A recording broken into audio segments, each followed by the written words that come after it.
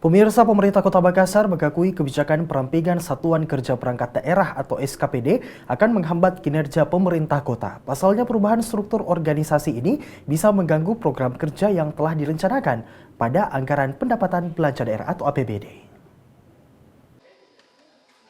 Santer terdengar kabar akan adanya kebijakan dari pemerintah pusat tentang perampingan Satuan Kerja Perangkat Daerah atau SKPD di seluruh Indonesia.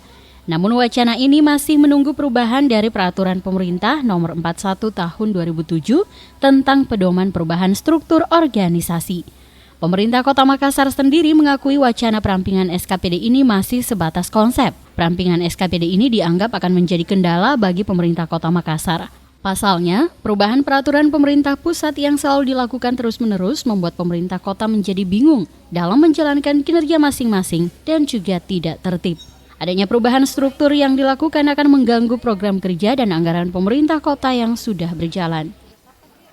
Ada beberapa perampingan berdasarkan dengan PP yang baru ini, tapi belum kita bicarakan dengan Bapak Wali Kota.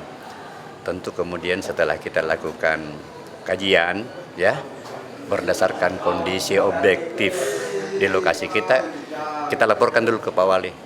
Nanti tentu semuanya setelah kita laporkan barulah kita bisa tentukan bagaimana siap kita. Tapi tahun ini kayaknya masih dalam sebatas konsep.